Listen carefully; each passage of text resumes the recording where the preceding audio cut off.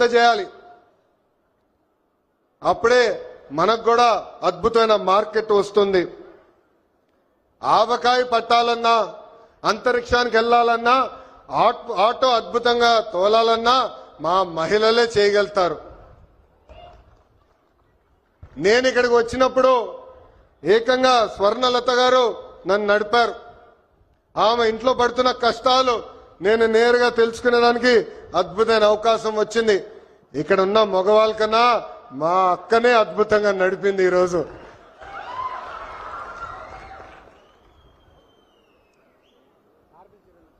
పంపించండి ముఖ్యమంత్రి గారు తిరిగిచ్చుంటారు. స్వర్ణలత గారు ఆటో తోలుతూ కుటుంబం మొత్తం పోషిస్తున్నారు. ఇంట్లో ఆమె భర్త కూడా అద్భుతంగా సహకరిస్తున్నారు. ఇద్దరు కలిసికట్టుగా పనిచేసి ఈ రోజు ఆ కుటుంబాన్ని ముందలు తీసుకెళ్తున్నారు. తల్లి నాకు చెప్పింది, తల్లికి వందనం అందింది. ఉచితంగా గ్యాస్ సిలిండర్లు ఏదైతే దీపం పథకం కింద ఇస్తున్నామో అది కూడా అందింది. అంతేకాదు ఇంట్లో ఉన్న పెద్దమ్మ అత్తగారి కూడా ప్రజా ప్రభుత్వం ఈ రోజు పెన్షన్ కూడా ఇస్తాం జరుగుతుంది. అందుకే ఈ సభాముఖంగా ఇక్కడ ఉన్న మగవాళ్ళందరినీ నేను కోరుతున్నా, ప్రత్యేకంగా ఆటో డ్రైవర్లను కూడా కోరుతున్నా, మహిళల్ని మనం గౌరవించాలి. తెలుగు వాడక భాషల్లో మహిళల్ని కించపరిచే విధంగా కొన్ని పదాలు వాడతాం. గాజులు తొడుక్కున్నావా, చీర కట్టుకున్నావా, అమ్మాయిలాగా ఏడవద్దని. దీనికి ఫుల్ స్టాప్ పెట్టాలి. ఇది మనం వాడకూడదు.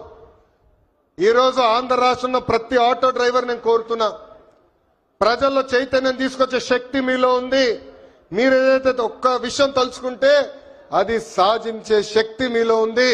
అందుకే మహిళల్ని గౌరవించాలనేది పదే పదే ఎవరైతే మీ ఆటో ఎక్కుతారో వాళ్ళకి తెలియజేయాలని ఈ సభాముఖంగా మిమ్మల్ని అందరినీ నేను కోరుకుంటూ, మా పైన ఒక పవిత్రమైన బాధ్యత మీరు పెట్టారు. గత పాలకులు మీటింగ్ జరిగితే మీరందరూ చూసేవారు, పరదాలు కట్టేవారు, బ్యారికేడ్లు పెట్టేవారు. కానీ ఈరోజు గౌరవ ముఖ్యమంత్రి గారు కానివ్వండి, ఉప ముఖ్యమంత్రి గారు కానివ్వండి, ఒక సామాన్య వ్యక్తిగా మీ ముందలా నుంచుంటున్నారు. మీ రుణం తీర్చుకుంటామే మా లక్ష్యం. అహర్నిశలు కష్టపడతాం. ఎన్ని ఆర్థిక ఇబ్బందులున్నా ఇచ్చిన ప్రతి హామీ నిలబెట్టుకునే బాధ్యత ప్రజా ప్రభుత్వం తీసుకుంటుంది.